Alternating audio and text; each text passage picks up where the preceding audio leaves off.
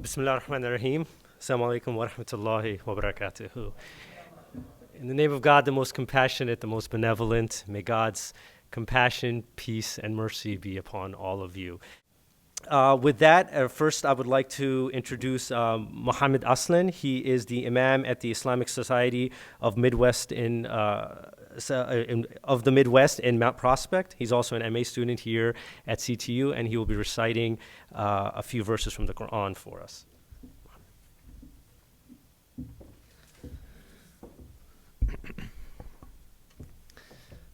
أعوذ بالله من الشيطان الرجيم بسم الله الرحمن الرحيم يا أيها الذين آمنوا كونوا قوامين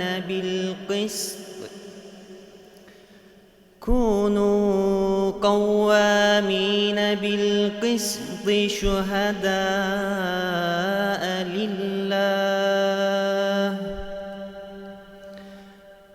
ولو على أنفسكم أو الوالدين والأقربين إن يكن غنيا أو فقيرا فالله أولى بهما فلا تتبعوا الهوى أن تعدلوا وإن تلووا أو تعرضوا فإن الله كان بما تعملون خبيرا صدق الله العظيم. In the name of God, the most merciful, the all-compassionate. O you who have believed, be persistently standing firm in justice, witnesses for God, even if it be against yourselves or parents and relatives. For God is more concerned with their well-being than you are. So do not let your desires cause you to deviate from justice. If you distort the testimony or refuse to give it, then know that God is certainly all aware of what you do. Thank you. Thank you so much, Mohammed. It's one of my favorite few verses from the Quran, as I tell my students that the most recurring word in the Quran is Tawheed, which is moving towards monotheism. If there's anything radical in Islam, it's about Tawheed. And the second most recurring concept is justice, oftentimes either expressed through qist or adl. And so I'm always touched when I hear verses about justice. So with that, I would like to introduce to you our featured guest speaker, Ustadh Ubaydullah Evans. He's the first scholar in residence at the American Learning Institute for Muslims. He converted to Islam while in high school. Upon conversion, Ustadh Ubaydullah began studying some of the At least let me compliment his threads that he has on. But let me just finish. He studied at Al-Azhar in Cairo, Egypt, where he became the first African-American to graduate its Sharia program. And Ustadh Ubaydullah also teaches with Ta'leef Collective and the Inner City Muslim Action Network, Iman. So please help me welcome Ustadh Ubaydullah.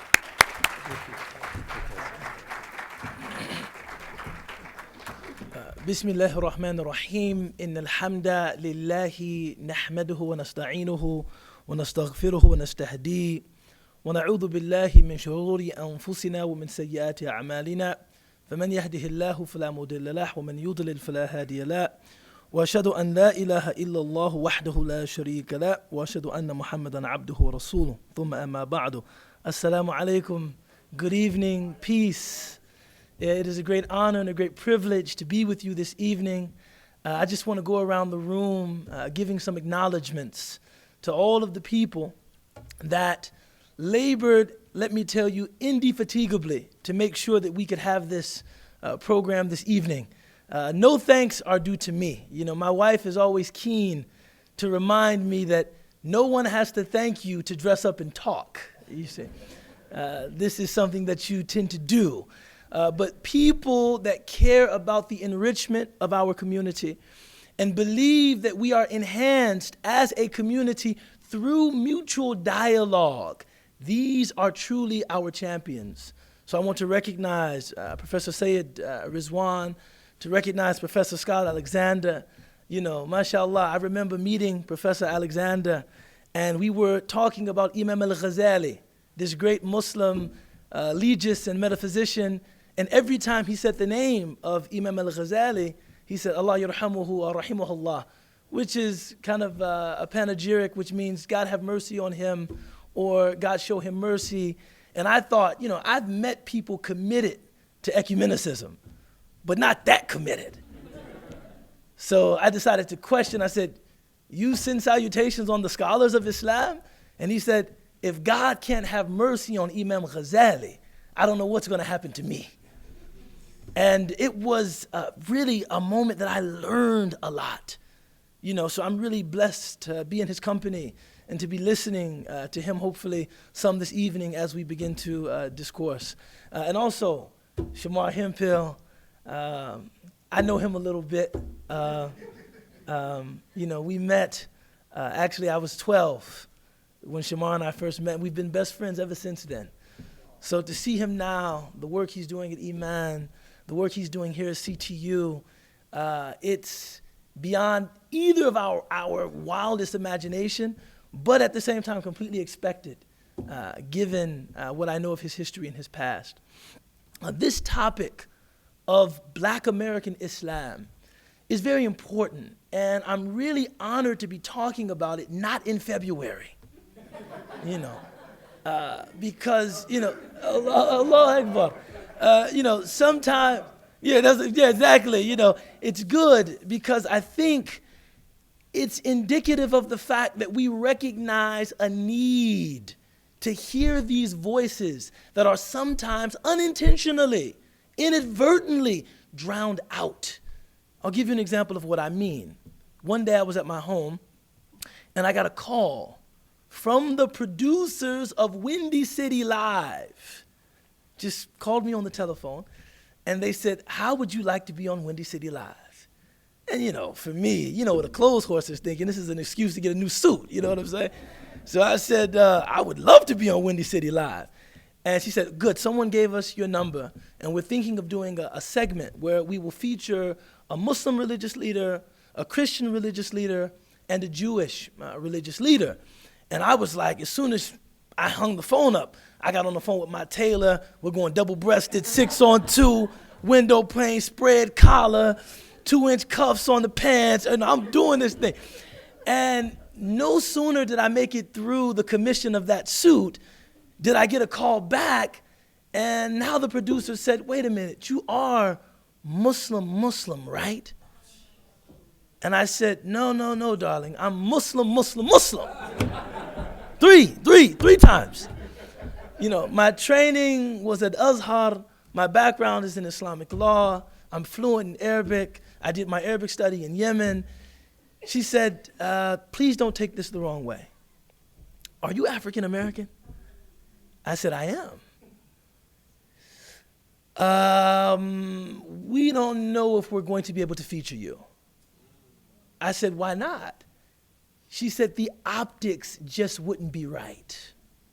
The optics wouldn't be right. I said, explain. She said, well, the Christian religious leader is Bishop T.D. Jakes. He's an African-American man. We have a reformed Jewish rabbi, a woman, I forgot her name. So to have two African-American men, just not what we're looking for. I tune into the program, and there's an Egyptian-American fielding questions like, why shouldn't we be afraid of our Muslim neighbors? And that's when I realized that I would not fit into that format because my neighbors are not afraid of me. My story, the story of Black American Islam, is a wholly American story. It is a story that cannot be othered. It is a completely indigenous story. And for people that have a vested interest in portraying Muslims as incontrovertibly other, that American Islamic discourse does not serve their purposes. So it's often sidelined. It's often drowned out. So to have a forum where we want to intentionally focus on that narrative, I think the people that came tonight deserve to be commended. The people that organized this deserve to be commended. And it does fill me with great satisfaction to be able to talk a little bit about that narrative. Now, the first thing that I want to say about Black American Islam is that it is completely improbable. It is improbable to such an extent that I might, given my religious consciousness, deem it miraculous. Although its miraculousness did not really occur to me until I was in London. You know, I was traveling, I was at Azhar. I was a student at Azhar, and I would come back to work at Iman. I would volunteer at Iman in the summers. That was a part of my contract. Rami reminds me that I haven't fulfilled all of my hours. If you know the roster like I know the roster. But I would come back and I would volunteer in the summer at Iman. But I would travel back to Egypt at the beginning of the school year. And the way that I would explore the world as a poor, indigent student is that I would get to the destination of my connecting flight, and with all of the audacity that I could muster, go right up to the ticket agent and say, I really want to see this city. Can you book my connection flight 2 days after? You know, can you connect me on a later flight? And this time, the ticket agent actually obliged. She said, you know what, you want to see the world? Sure. We'll make your connection flight tomorrow instead of today. So I called one of my friends, this man named Habiba Kande, Afro-Brit. And of course, we're there. He's like, Ubayd, what do you want to do? And, you know, like many Americans, I too have some Anglophilia, you know. Just this, you know, Nelson Mandela described himself in A Long Walk to Freedom as an Anglophile. And I said, if this great freedom fighter can unabashedly describe himself as an Anglophile, my mild curiosity is comparatively acceptable. So I said, you know, Habib, I want to see some British Muslims, you know. I want to see some British Muslims. He said, you want to see British Muslims? I'll take you to see British Muslims. And he took me to a mosque in Regent's Park. And everybody there was Desi. Everybody there was from the Indian subcontinent. And I'm looking around and I said, you know, mashallah, everyone is very friendly. You know, they excel us at repartee. Their repartee is better than ours. So they're very engaging, they're very witty, they're very friendly. But I had to disclose to Habib that this is not exactly what I was looking for. He said, no? Okay, I got you. When late afternoon prayer rolls around, I got you. And we went to a mosque on Edgware Street. And everybody there was Yemeni. Everybody was Yemeni. And I said, Habib, this is also very nice and dinner was delicious, but this is not what I had in mind. And he said, Ubayd, what were you thinking? I said, I wanted to see Prince Harry making the call to prayer. I wanted to see Princess Kate making her sunnah. He said, you mean English Muslims? I was confusing British as a nationality with English as an ethnicity. He said, we have some English Muslims. I mean, they are active at every level of community, serving, participating, leading, but there is no community in which they're represented as a numeric majority. You won't find that. A convert here, a convert there. He said, as a matter of fact, if you go to Portugal, Spain, France, most of the Muslims are from North Africa. If you go to Germany, most of the Muslims are from Turkey. If you go to here in England, most of the Muslims are from the Indian subcontinent. The United States of America is the only place that has a significant Muslim community that is not regarded as a recent immigrant community. This is the only place that this exists in the Western world. And we started thinking about how that came to be. And the first response is, well, maybe it's kind of a remnant of the religious feeling of those enslaved Africans. We know now that upwards of 30% of the enslaved persons brought from Africa to the Americas were Muslims. However, there's only one problem with that.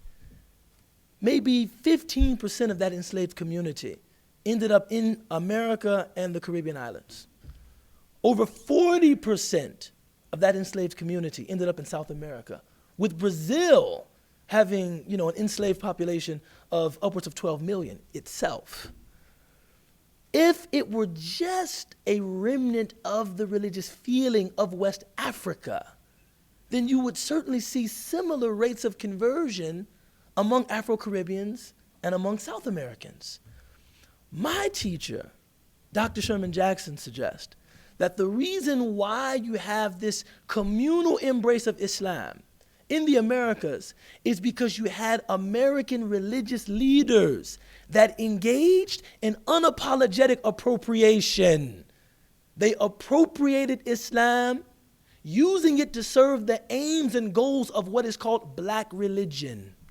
Black religion. Now, black religion does not have a particular catechism. It does not have a particular theology. It doesn't even have a particular God. Black religion is simply a means of entreating a cosmic no. A cosmic no, a God, a deity, a divine entity that says no to black subjugation and dehumanization. That is black religion. And it can take myriad forms. And at some point after the turn of the 18th century, you had proto-Islamic Islamizers, people like the Noble Drew Ali, people like Elijah Muhammad, that unapologetically used Islam, its symbols, its language, and applied Islam to the theological, ideological, and existential struggle of black people. So they were assured a certain relevance, a certain immediacy. This is how converting to Islam among black people now does not connote a cultural apostasy.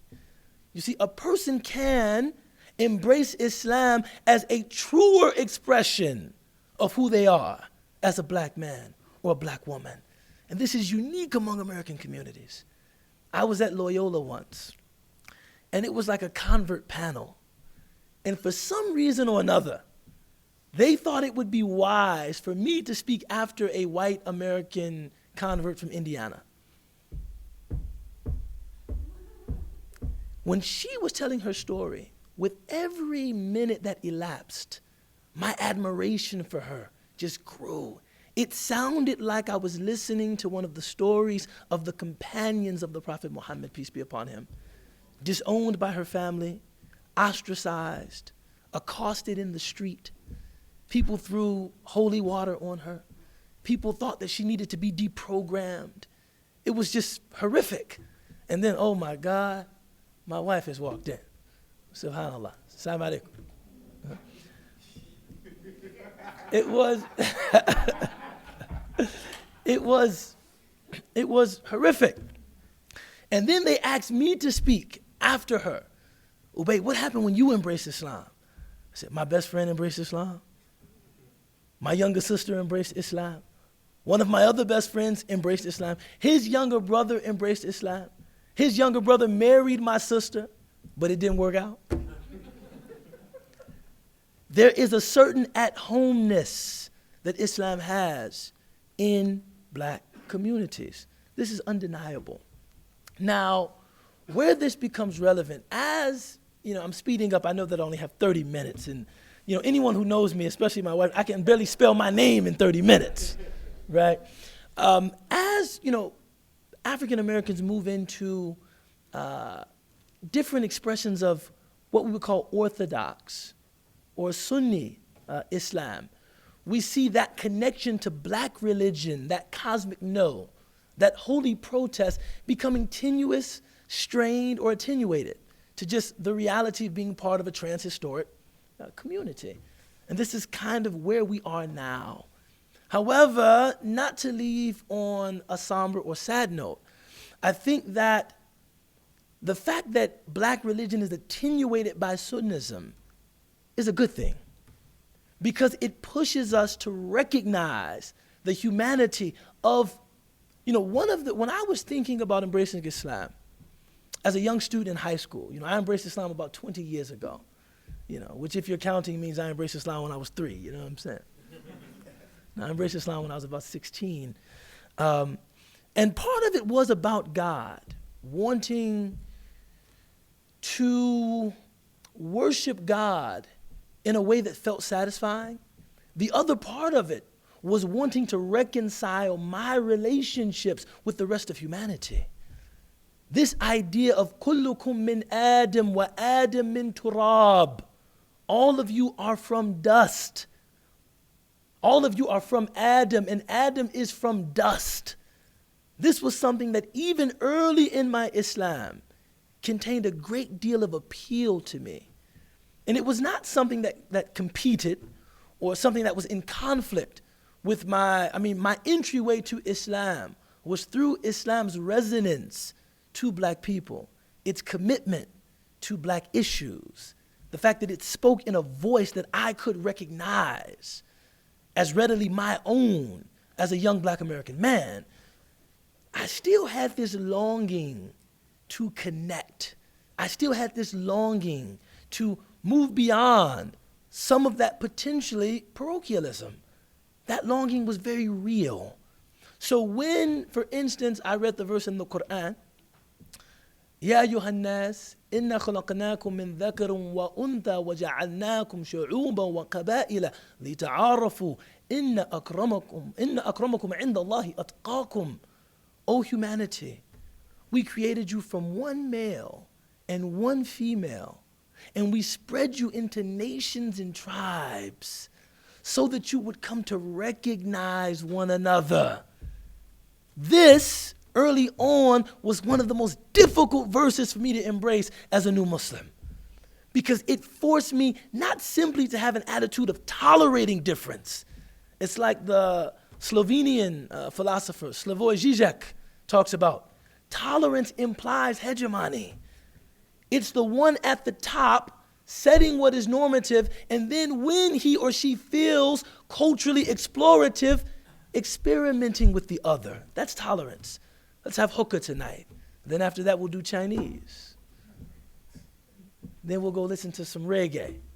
See, that's tolerance. This verse was commanding that even though black religion was what brought me to Islam, now that I'm Muslim, I'm being told to celebrate the broad diversity of humanity. And that was hard for me. If I am to be completely honest, that was very difficult. I had deep, when I was in high school and exploring Islam, I had deep misgivings about embracing white people as brothers and sisters. Deep misgivings. I remember once being in Yemen, and a friend of mine from Oakland, he had a book called Without Sanctuary. I don't know if any of you are familiar with that book, but it's a photojournalistic account of lynching in antebellum America. These pictures are harrowing. They are, I don't think I've ever seen photojournalism as powerful as what exists between the two covers of that book. And some of these pictures, they just jump off the page at you. And one in particular I remember was a black man that was lynched in Birmingham, Alabama. And then he was burned, publicly incinerated. And then pictures were taken with his corpse, people smiling. It was clearly an occasion of mirth, an occasion of glee, giving the thumbs up, taking pictures. We were looking at this book in Yemen, and one of our Yemeni professors entered the classroom. And I think he was probably just concerned that we were distracted, Focus on your Arabic. ركزوا على لغتكم العربية. Focus on your Arabic. Right? What are you looking at? And we said, Sheikh, this is a very powerful text. We don't know if you could handle looking at this. But of course, that built his intrigue. Now he said, I want to see it. And he looked, and you could see the visceral response was one of being completely startled and horrified.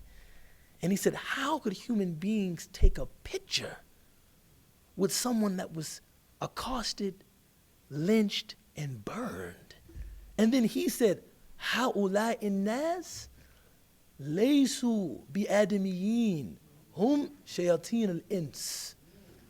These people are not human beings, they're miscreants. This was just a Yemeni man sitting in the desert. I said, there was some Muslims that said that. No, I'm just kidding. But my point was that I had a very difficult time embracing that. And it wasn't until I was actually in Cairo one day trying to get, a haircut. And, I entered. Wait, hold on. The degree of difficulty on your haircut is just like mine. You're laughing at me? SubhanAllah. Talk about the pot calling the kettle metal. I was in Cairo and entered this barbershop, and I'm watching the barber to, mostly see if his practice is hygienic enough to cut my hair. Everything that you take for granted here, you can't take for granted there. So I see him changing his blades, and he's very careful. So I was comfortable. Now the dilemma became, how do I pretend that I'm Egyptian? Because if he knows I'm American, the price of the haircut will increase by at least 15 guinea. I think for Egyptians, it's a kind of dariba, it's a tax.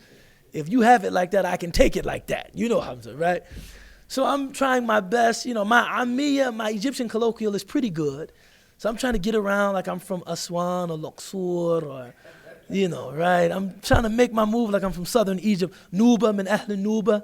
Like I'm Nubian, I'm trying to make my move. But at some point, the very heavy classical Arabic, that was the medium of study at Azhar, just started breaking through my attempt to speak Egyptian colloquial. Some of those tarakib al-jumal, some of those sentence structures, I was reading too much classical literature, it was just coming out. So he just finally said, Anta min fain, where are you from? Knowing that my cover was blown, I said in completely classical Arabic, Khammin, which means guess. He said, I know where you're from.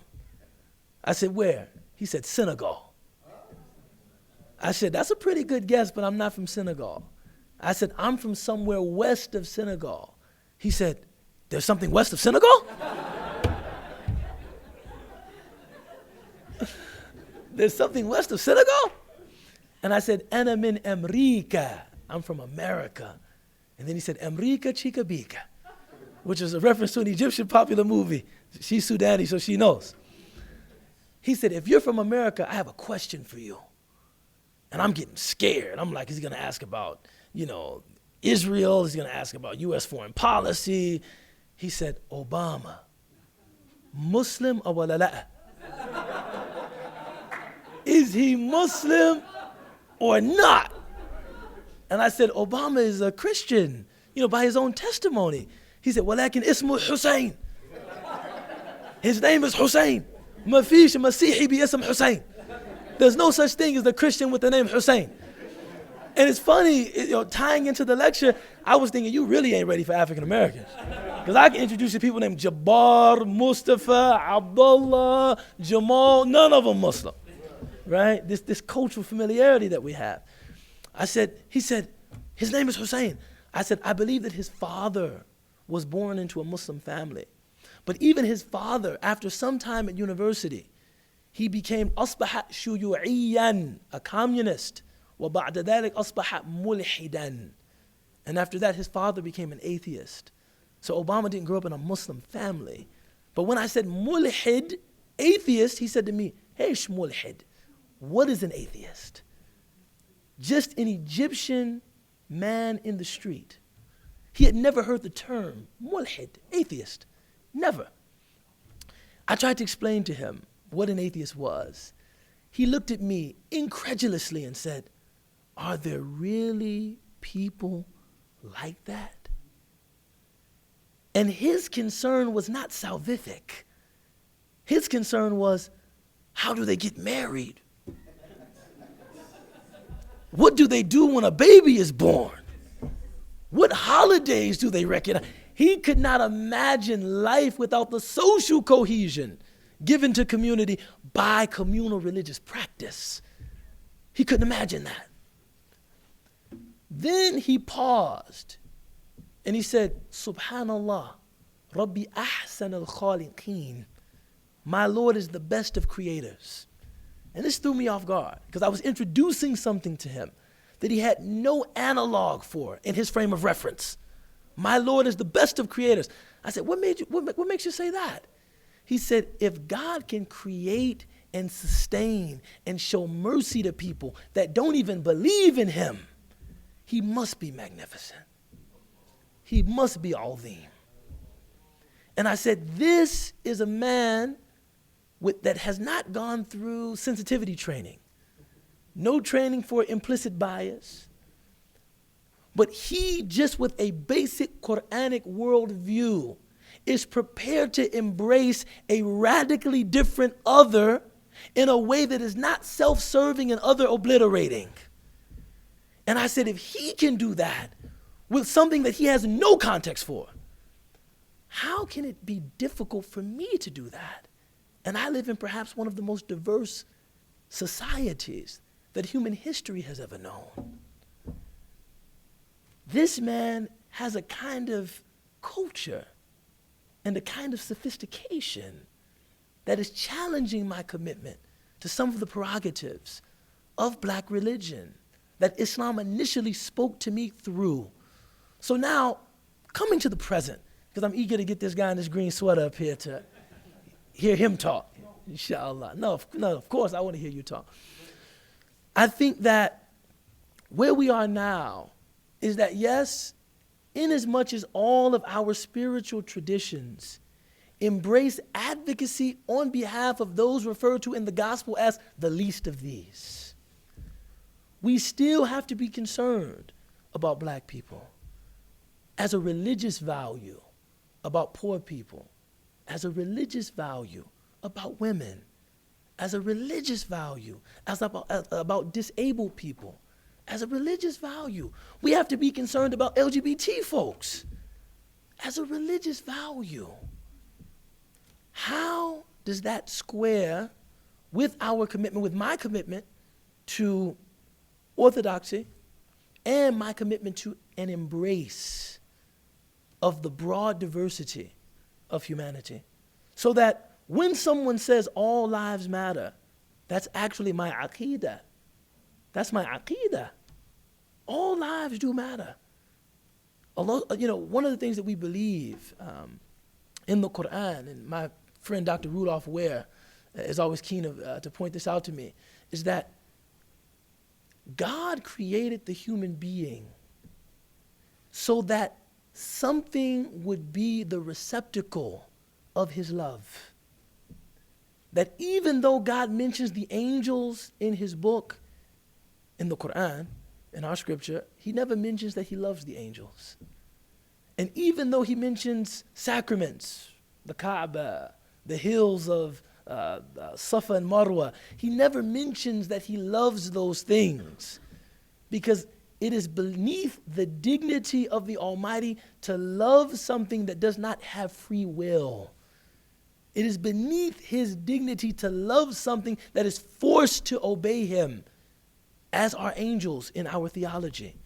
But only something that chooses of its own volition to obey, to work for the glory of God, is worthy of God's love. So when God says, لَقَدْ كَرَّمْنَا بَنِي آدَمَ, truly we have ennobled the children of Adam, this is incontrovertible. And this applies to all human beings, regardless of creed, regardless of orientation, regardless of country of origin, regardless of belief or lack thereof. This is what we believe about all human beings, created in the image of God. This is also a Muslim belief. But we say, ala suratihi, we mean the image honored by God, right? His image, to be receptacles of divine love. But this embrace of that should not prevent us from speaking out against injustice. And of course, it is the way of our prophets to start with the most vulnerable. Assalamu alaikum. Thank you. Great. So what I'd like to first do is invite Hind and then Shamar to give their reflection and some thoughts that they may have come to from listening to Ubaydullah give his remarks. Well, thank you so much. I was just telling Salaha that I could actually hear you speak for hours because every time that I hear you speak, mashallah, I learn a lot about the faith, I learn about myself, and I learn about the United States. So thank you so much for sharing your time and your scholarship with us tonight. Briefly, very briefly, because there's so much more that we can glean, alhamdulillah. So I often joke that I'm incognito because, and you can laugh, because when people see me, even when they talk to me and they meet me in person, they don't realize that I'm black. I identify as a black person, as an African. I do identify as an Afro-Arab because Arab is not a race, it's an ethnicity. And being black and coming from an immigrant background, that is a different part of the American Muslim story. It's not the Black American Muslim story, but it's part of the Black American Muslim story, if you will. My parents came of age in the late in the 60s and 70s in Sudan, just a generation after the end of British colonization. So that's another part of the story of African Muslims. You know, part of them were enslaved and brought to the Americas, and part of them were later colonized by Europeans, all of Africa, with the exception of Ethiopia, for a few years. And so there has always been this relationship, at least in Sudan, with Europe as a colonizer, and with the Arab world and Turkey, I must say, not Turkey, the Ottoman Empire, also as colonizers or rulers. So there's always this sort of power play, if you will. And at the same time, a very deep embrace of Sunni Islam coming from the Sufi orders in Sudan. And so Sudanese people will identify as Muslim, as black, as African, and as Arab. It's very messy. And when my parents, you know, coming of age in the 60s and 70s, at a time of both Pan-Arabism and Pan-Africanism in Africa, when they came to the United States in the late 70s, they wanted to figure out, how do I become a Muslim? How do I live my life as a Muslim? How do I raise my children as Muslims in the United States, a mostly white, mostly Christian country? And so the mosque they chose to live near and mostly attend was mostly an Arabic-speaking mosque, because they speak Arabic, they also speak English, but they speak Arabic, and Arabic is the religion of the faith. But very shortly thereafter, they also realized that culturally speaking, that community was not necessarily home.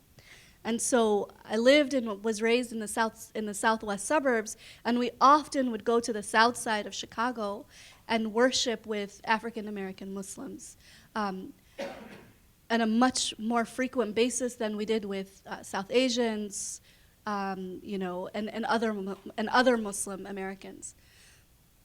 And so from a very young age, to me, all of the black Muslims who I met were either Sudanese or other East Africans and African Americans, until I went to school, and then I met like Christian African Americans. I was like, whoa, I didn't realize that you all existed, right? And so from a very young age, for me, this idea of holding religion and race and ethnicity was always multi-layered. And I didn't know then, and I'm still learning now, you know, how glorious that layering really is, and the miraculousness, and I think the very Americanness of that layering. I also have done work in Western Europe, and it's very shocking to me to see communities that are essentially like rural Pakistan completely transported to, northern Britain, right? Hearing rap by Dutch, Turkish Muslims, meeting Austrian Muslims from Egyptian backgrounds who say that they identified as Muslims after they read the autobiography of Malcolm X. They were a little too young to see Malcolm X when he visited Sudan, but they certainly knew who he was. And they wanted to be part of that in a way that they could, in a way that made sense for them. And I think it's really critical for us as Americans to think about reframing that story. And this is one of the points as well that I drew from your talk in terms of the narratives that we tell about America and the narratives that we tell about Islam writ large, that you cannot erase the Black American experience from that. And you can't, because if you do, then you render it meaningless, I think. I'll stop here because I can talk a lot myself. Me? Oh. So, Hind, unlike you, I don't want to hear Ubaydullah talk a whole lot. Now, I have the pleasure of, for many, many years, both listening, talking, and going through a journey.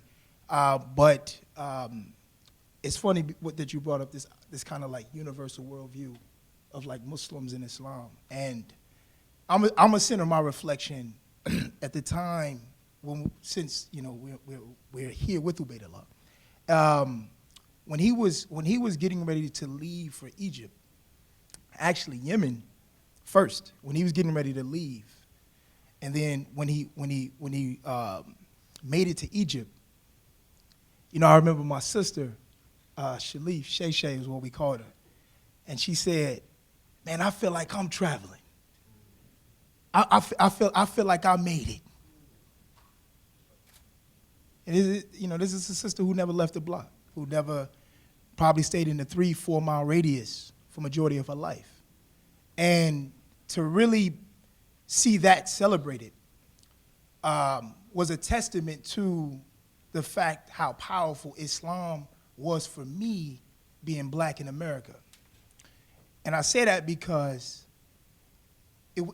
it's almost like you're very proud to really see people celebrate something now that you look at, when you think about 17, 18 years ago, how people look at Islam now. From my worldview, we were celebrated. When we did something like this, when we converted, it was a celebration. It was a good thing. It was like the old McDonald's commercial, Calvin got a job, right? His boy cleaned his act up. He's doing something better with his life. And, I hearken back to, my own growing up. And it's a part of this larger narrative that oftentimes gets left out. And I'm going to be the one to talk about it. A street organization by the name of Black Peace Stone Nation, very well known street organization gang in Chicago, that like most gangs always started out for the right reasons, protections, community, really trying to fill the void of some of the deconstructive systems that happen in Black communities across the country. But for me, hearing God referred to as Allah and seeing the very same young people who at the time I thought was much older than me, but really were only 4, 5, 6 years older than me, very young, really try to look for discipline, really try to search for community, really try to search for a level of accountability because they felt like America has left them out. And it wasn't just men. I think we tell these stories oftentimes when we think about these organizations only being men, but there were women there as well, right? And this was a certain level of camaraderie that allowed us to be able to see something beyond where we actually lived. And so Islam played the role for us to be able to see ourselves 1,400 years later. We connected to a tradition that we can bring our full selves into, struggle with, we felt like we traveled. We felt like that there was a different type of connection to the world that America just wasn't providing people. right? And that's when I realized, man, we can walk and chew bubble gum. Like, we can think about the local and still think about the global at the same time. And here it is, you know, even just me being at an institution like CTU and my work with Iman and just my journey and, and even undergrad being at Langston University in Oklahoma, what I did too struggle with this notion of kind of universalism and diversity and now intersectionality. I struggled with that a whole lot because, and I still do at times, because I always ask myself, while we are in the time of what we're talking about identity mostly, and we're talking about representation, you know, oftentimes, you know, black people always feel like they get left out. This has anything to do with gender. It doesn't have anything to do with if it's man or woman. It's black people feel like they get left out. And it wasn't until Ubaydullah reminded me again, as we are mirrors of each other, to recognize the humanity through the lens of God, right? This notion that how are we really living up to these prophetic characteristics that we say we believe in? And we get tested every day. And being at a CTU to get to practice that, to be recognized, I mean, to be a reminder. I see some of my students in the room right now. To be a reminder of that, to be able to practice that is only a blessing from God. To be able to be a demonstration, a living testament to that is only a blessing from God. And so as we think about, the history of Black American Muslims and what they was able to contribute, both from a local standpoint of providing kind of this cosmopolitanist reality for kids who never were able to leave neighborhoods, who were systematically kept structurally, almost subjugated to their neighborhoods, stuck to their neighborhoods to have a worldview, to feel like I'm in connection to somebody else. For people to be able to say that I can go to Seattle and just through the umbrella of faith that I can make that direct connection with somebody who don't even know me or look like me. That is a blessing from God. So it's these things. And it's people like Malcolm X who were able to open the doors up for those type of realities. But then on the flip side, now presumably the most diverse place that is ever recognized, we can have some of these same type of cultural relationships to be able to learn from one another, to be able to build relationships, to be challenged, to be tested, what we call healthy agitation, to agitate each other to be our best selves, to be in moments and times of frustration and confusion, to still be challenged to be our best selves. And so to have a speaker series start at CTU about the notion of Black American Muslim in a Catholic institution, for me, only is a 180 back to where I come from. Thank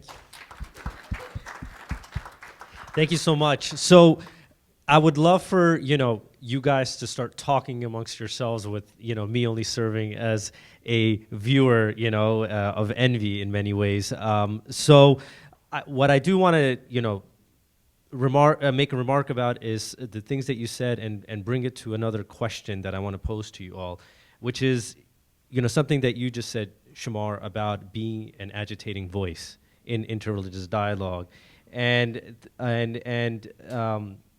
the challenges that Ubaydullah, you talked about, and same as you, Hind, about understanding what it really means to embrace ta'aruf and to really see other people beyond just who you are. How does that work for you as a Black American Muslim, given the rhetoric that exists now towards the Black community, and in particular the way in which the Black community is perceived? And what I mean specifically is, so during Black History Month, we celebrate Martin Luther King Jr., right? Where's Malcolm X in all of this? Right, where the things that he talked about, and why is that the case? Why is it then when Colin Kaepernick talks about taking a knee, the rhetoric is that, well, is he Muslim? Is it because his girlfriend is Muslim? That's why he's taking this knee. So this idea of connoting the Black American Muslim voice as one that is still other, through these institutions and through this language of oppression in many ways. So how do you see yourself now coming out and having a voice against that? And then how does that then translate into the ways in which you try to dialogue interreligiously? Thinking about, the Black American Muslim voice, I don't know that it has ever been considered other. Because, America, as long as dissent, as long as protest is all American, it might not be embraced, celebrated, or esteemed by the dominant culture. But I don't know that it's necessarily othered. So if you listen to the leader of the Nation of Islam, like Minister Louis Farrakhan, yes, we know that his remarks will be condemned. He will be criticized as an anti-Semite. He will be talked about. But I don't know that he's painted with the brush of other. In fact, I find that many commentators are, in as much as they condemn his remarks, they understand the history out of which those remarks grow. They understand the history of the minister himself. They understand the history of the Nation of Islam. So I don't know that the Black American Muslim voice of protest is othered. However, when that voice is seen as working in collaboration with forces that are not Black American, then that voice is now othered, right? And this, I think, is, for us, something of a dilemma, because we embrace the broad diversity of our community. Diversity is a strength. The fact that, as Shamar was mentioning, I have co-religionists that hail from countries all over, every hue, every color, different languages, different cuisine, although we do need to make the cuisine more diverse. I'm tired of eating biryani and everything. This is a source of strength. However, that broad diversity has to be very careful not to unintentionally drown out an indigenous Muslim voice. Because when can I tell one more Egyptian story? I'll tell one more Egyptian story. It seems like Egypt is the mise en scene of everything in my life. Right? But I remember being in a taxi cab. And in Egypt, if you want to know the political score, you have to talk to taxi drivers. Don't watch the news. Talk to taxi drivers. So we're riding down the street in a taxi cab, and I said, "Mafish Rais yumsik al-hukm 30 sana. Husni Mubarak mish Rais, da Malik." I said, there's no such thing as a king as a president that holds the reins of power for 30 years. Husni Mubarak is a king. And the taxi driver looked at me and said, "I'm Husni, Uncle Husni. Da mish Malik, da nisful ilah." He said, "That's not a king, that's a demigod." And we both laughed because this was a hyperbolic expression of just how untouchable Husni Mubarak seemed. And the next day, the protests in Maidan Tahrir started, right? So to see this outpour of, years of pent-up pain, this community suffering under tyranny, 30 years, expressing itself, expressing its goals for popular sovereignty. It was amazing. And I remember Rami Nashishibi calling me saying, "What are you doing? You're at home? You have to go down to Tahrir Square to get some notes for your memoirs. You're an African-American Azhari in Egypt as this uprising is taking place. This is historic." All of a sudden, the stars got into my eyes. I said, "You know what, Rami, this is historic, And so I went down to Maidan Tahrir, to Tahrir Square, and they sprayed a canister of some agent that made me itch terribly. I don't know what it was, but I just know I was itching. And I said, okay, I have everything I need for my memoirs. And I headed back home. And when I came in the house, I slammed the door, and my roommate, his name is John Halliwell, I said, man, I've been in Egypt 5 years.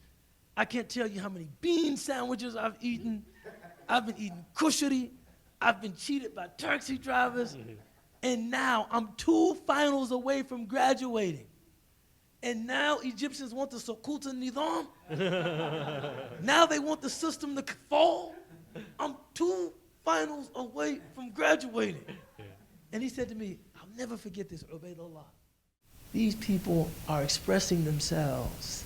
They're expressing democracy for the first time in 30 years. And the only thing you can think about is your degree? How petty of you. And I said, you know what, John, you're right. But I hope they wrap this up in a couple weeks. You know? but my point is, I know what it is to have the consciousness of an immigrant, which is, I am here for a very specific purpose. I'm just here to get a very specific benefit out of being here. And the suffering of the people, the striving of the people, I'm not really connected to. I'm just going in, going out, going in, going out. And I think many of the Muslim immigrants that came to America, they came to America, and I don't think this is something they should apologize for, seeking an honest day's pay for an honest day's work, seeking upward mobility. I don't think they really wanted to get involved with this black protests and, you know, a fight for black dignity and humanity and advocacy. I don't really think that was a part of the plan. But one of the beautiful things about, you know, the story of Moses in the Quran is that when he's looking at the burning bush, he holds out 2 possibilities for his family. He says, I can go and get a qabas, which means like a firebrand. And there's worldly benefit in that. We can heat ourselves with it. We can use the fire for like worldly benefit. Or I can find huda, guidance. He's holding out, I can either pragmatically find some material advantage or I can find some kind of guidance. He gets there, he finds his Lord. And he doesn't say, you know, I just came here for the fire. I was just trying to get something to cook with. You know, you want me to go back and talk to Pharaoh? I was just trying to get something to warm my family. No, he rises to the mission. So I would say to those Muslim, you know, voices of protest that are being othered, and I don't say this in any, you know, sometimes I'm nervous saying this because I am a black American Muslim. And I don't want people to see this as, you know, any kind of chauvinism. I think it is wise to take your voice and place it behind. Not that you don't have specific agendas, specific issues, but allow that voice that is indigenous to this country, allow that voice to lead. You will find that in that there is legitimacy for you, and your voice of protest will similarly not be othered. So I don't think that our voice is othered. I think some other voices of protest in the Muslim community are othered. And as the volume raises on those voices, then, you know, we just seem almost like a fifth column, you know, in the Muslim community. And I think this is something that works to all of our disadvantage. A lot of those bad. Yeah, and just to add, I think it creates a state of confusion too, right? When you think about this level of like now, you know, here it is, like you mentioned something that constantly is a struggle. Like when you're in spaces and people try to, like, you could be in spaces where, you know, there's African American activists, organizers, you know what I'm saying, Latino organizers, you're in a space, and then they tell you, and you're like one of the only Muslims in there, and they say, yeah, Islamophobia, like that's your thing, like anti-Arab, you're looking like, man, what do you think I am, man? I'm black. I'm black. What are you talking about? Why am I, you know, reduced to just really thinking about these things? And I think what happens is that it creates it confuses the narrative on just, you know, the history of Muslims in this country. And I think it does it a disservice oftentimes that we sometimes have to try to explain, almost become like speakers for the larger Muslim community around these type of new created waves of social issues that has it has everything to do with identity. And when you're black and you're talking about things that relates to identity, there's so many other factors to factor in there outside of just being Muslim. And so here it is, you know, it's not recognizable when I walk into space. It's like, yeah, there go a Muslim right there, right? There go a black man in America from the south side of Chicago. The minute he opened his mouth, he said, yeah, okay, Hadia, yeah, exactly. But I think that's the thing oftentimes where, but at the same time, when you look at a Kaepernick situation, it is moments of still kind of education that takes place, not only just with the protest, but when people ask that question like, his girlfriend must be Muslim, then it's a good thing because they do associate justice with Islam, right? Indirectly, right? Nah.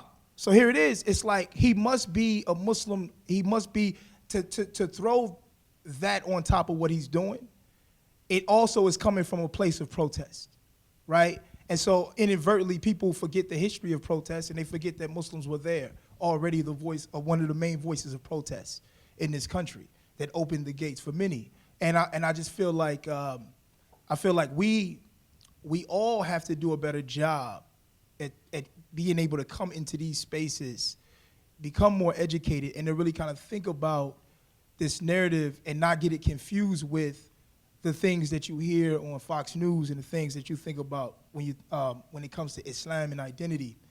That, you know, it's a lot more complicated for, you know, black people and black Muslims, especially when we kind of hear these new age issues. Something that, you know, I think about often, you know, not that Islamophobia is not a real thing. You know, I mean, I have a daughter that wears a headscarf.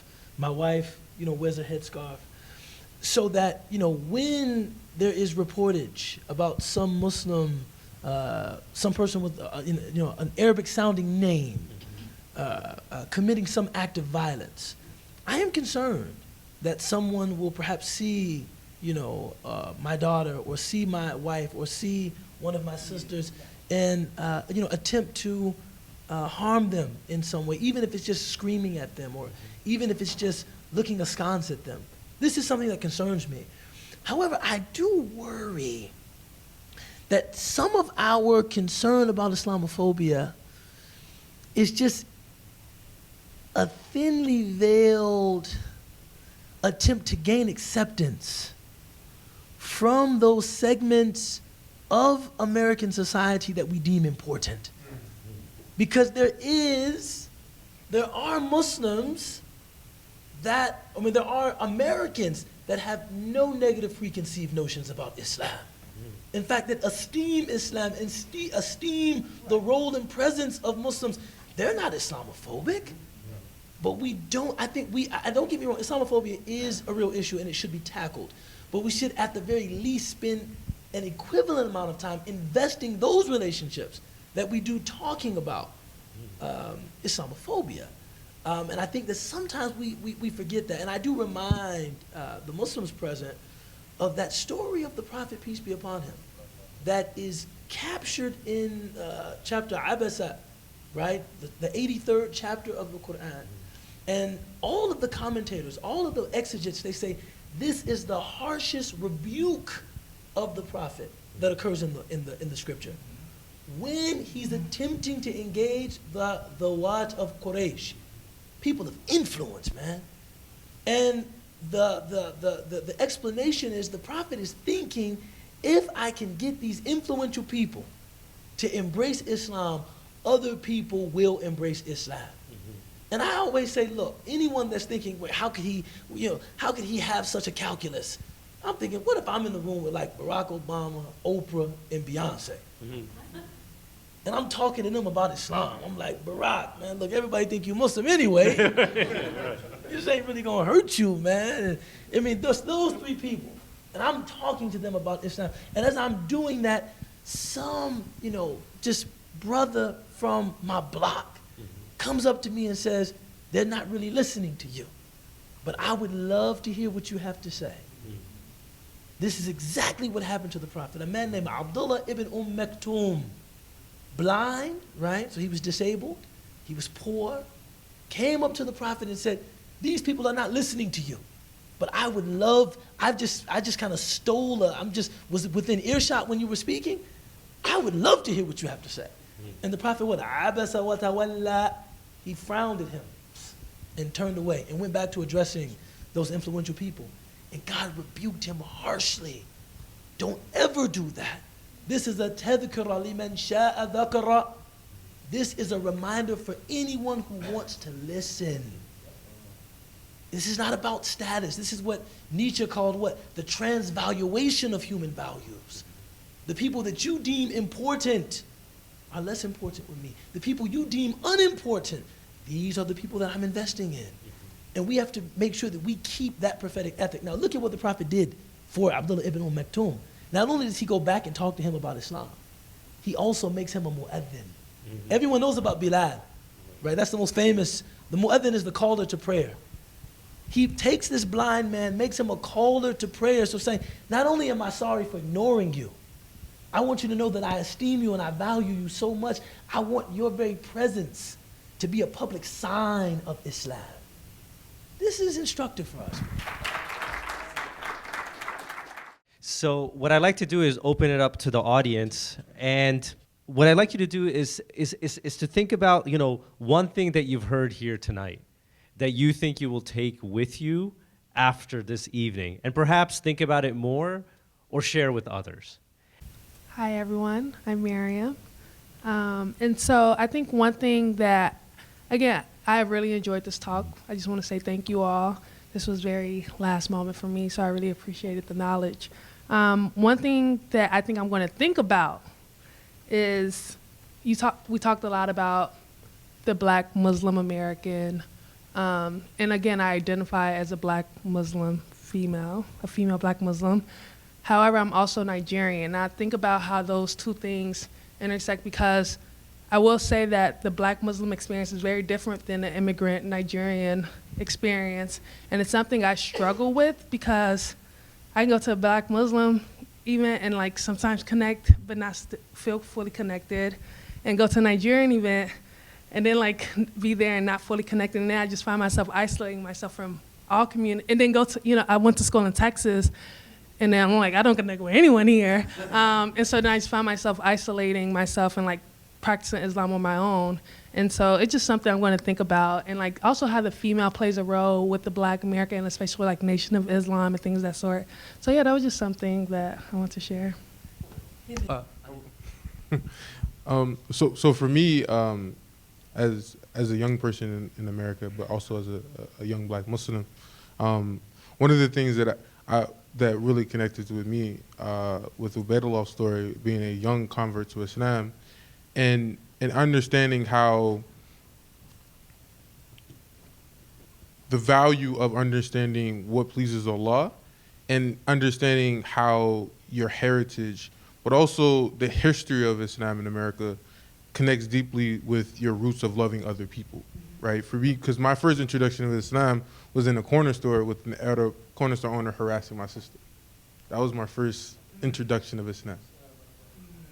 And me trying to decode that now as a young Black Muslim in America has been very hard and very challenging, because you already have this ideology of what Muslims are, but also thinking about how do I depict the legacy of Muslims like Muhammad Ali, Malcolm X, and like Elijah Muhammad, like these individuals, right, that have asserted things in America for people like me, So I thought that was very important that you brushed up on that. Thank you, Amir. Thank you. Thank you. First of all, let me just say, in the whole scope of America, that the whole promise of America represents the fulfillment of al-Islam, or the possibility, because this country was established on the concept of religious freedom. And the extent to which people made a true connection, crying out to God. I was just reading the national anthem, the Black national anthem, Negro national anthem this morning. And if you read it, all three stanzas or parts of it, I would encourage you to read that, because what it does, it shows the plea and the true calling that black slaves responded to in terms of crying out to God sincerely. And it reminds me of what you just said about Bilal. And you kind of glossed over it a bit because we say, well, we all know about Bilal, but do we really? Because, you know, Bilal's legacy is replicated here in America through the once slave people, because that was Bilal's legacy, that he was an Ethiopian slave and that he sincerely cried out to God, Ahad, one God. So the people of America who actually depended on God to save us, to save our progeny, at some point, and to come into what we've come into is miraculous, as you said. This is a miracle. And I think that the scope of al-Islam is so broad in terms of the universal appeal of it, that sometimes we put labels on ourselves and each other, and I think that's where the crux of this conversation has alluded to, that we ignore and look over and say, well, that person can't be Muslim, this person is Muslim, is Barack Muslim, is who Muslim? Muslim is what God says Muslim is in terms of people who serve God's purpose. So, but at the same time, academically, scholarly, yes, we have to examine these things, but let's broaden the scope in terms of the fulfillment of the promise of America, that this land was established on religious freedom, and it's up to the individual to practice their religion regardless of label. Okay, thanks. Well, so it's that three rich insights. So quick responses so we can get maybe a few more in. Would you like? Yeah, sure. So to go back to what Sister Mariam was saying, your experience, I'm from the other side of Africa, but it's almost replicated in my experience. When I went to college, one of my close friends at that time is an African American. She's the daughter of an imam who, her family came out of the Nation of Islam and then joined Imam Mu'attadin Muhammad's community. And we were friends since freshman year. And for 3 years, I would say I'm black, and she would say, Hind, you're Arab. And I'd say, Mahasan, I'm black. And she'd say, Hind, you're Arab. And then when we were juniors, she decided to spend some part of winter break here in Chicago from Savannah, Georgia. I don't know why we let her come. She hated the cold.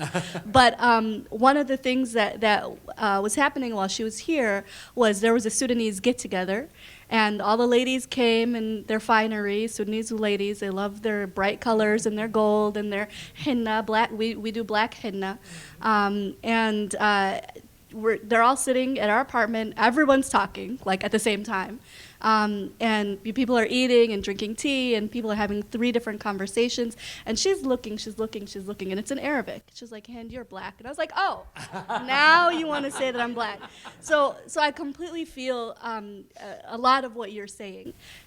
The thing that I always bring back to all immigrant communities, whether it's Sudanese, African immigrant communities, Arab immigrant communities, other immigrant communities, is that to really try to understand and to know and to learn that the African American religious experience in the United States, whether it's Muslim or Christian or Jewish or any other faith tradition, has always been one that was of radical dissent, because it deliberately and intentionally decenters the white experience of their relationship with God, right?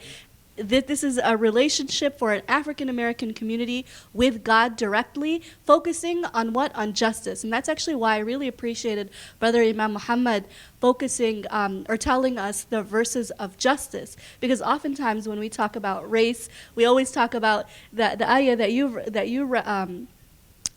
referenced, the verse from on the diversity of mankind, humankind, which I really, really love. But I think that when we talk about race in the United States, we have to talk about justice. And we really have to think about what that means to decenter ourselves sometimes in that conversation. Even if you're black, right, like we are, right? Being from immigrant backgrounds, I'm a little uncomfortable sitting, on this panel, because my experience is not the experience of my brothers on the panel. Even my cousins, who definitely present as African American in a lot of ways, their experiences still are not African Americans, my male cousins, even though they're seen and read as African American. So I'll stop here, but I really did want to reframe that piece. And would anyone like to respond to either Brother Amir's or Brother Charles's comments? Yeah, I mean, just really quickly, on Brother Charles's comment, I think, you know, and also, you know, camelbacking. You know, Muslims, we don't piggyback. We just camelback. Camelbacking on something. Gotta be Hind said, you know, thinking about the African American religious experience in the context of America. You know, one of the best things I've read is what the Eddie Glaude from Princeton said. He said, even thinking that the enslaved African community capitulated to Christianity, no, they dared to redeem the religion being profaned in their midst. You see, this idea of God representing a cosmic no to the inhumanity, to the barbarism, to the exploitation, to the subjugation. And if you look at the alternative to that religious expression in America, it's kind of what Harold Ross would call the American civil religion, which is almost inseparable from just America's dominant culture, whether it's the love of guns, love of war, separating children from their parents at the border. All of this can be done in some expressions of American religion. So when you have that American religious expression that will challenge the status quo, that, I think, is a gift of black people generally to the United States of America, right? An expression of God consciousness that challenges the status quo, not an expression of God consciousness that measures itself in how it echoes the status quo. And I think as Muslims, we should be figuring out how we can fine-tune our religious voices to stay consistent with that black religious tradition, while at the same time keeping track of this prophetic imperative to bring humanity together, to bring humanity together. And this is very important. You know, I think that, you know, one of the most brilliant aspects of the Prophet Muhammad's teaching is that he said, unsur akhak, dhaliman aw madhluman, help your brother, whether he is being oppressed or he's an oppressor.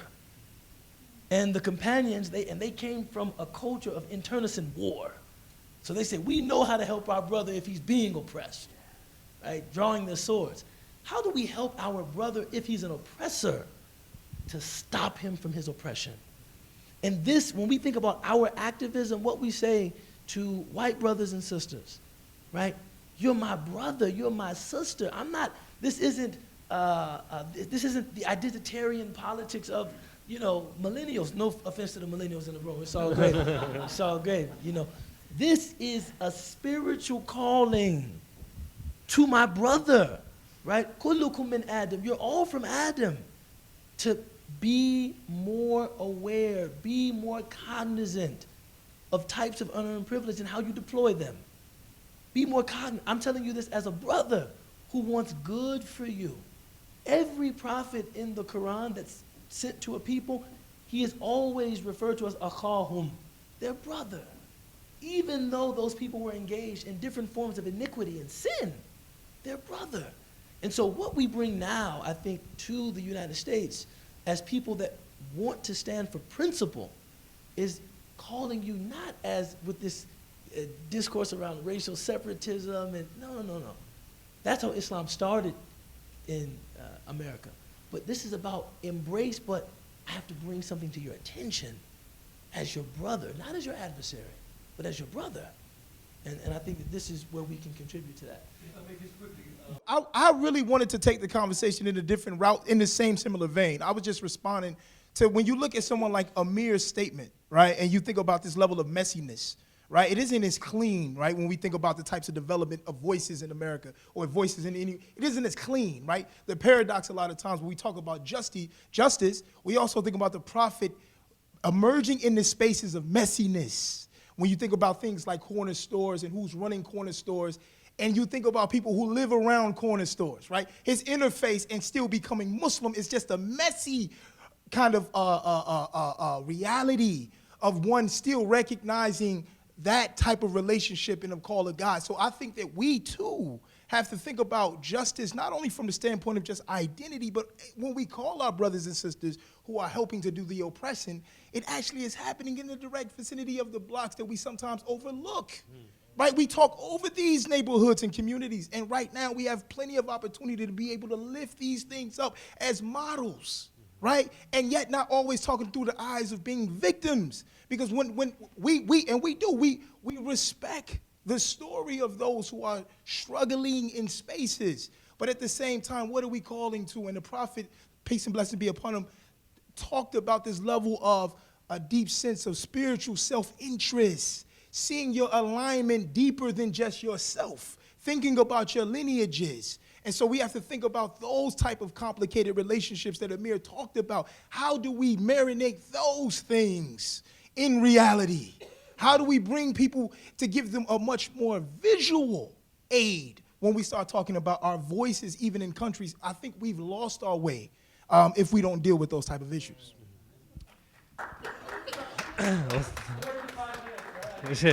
Well, thank you so much to Ubaydullah, to Hind, and to Shamar for your insightful thoughts. And thank you all for your patience and for your participation.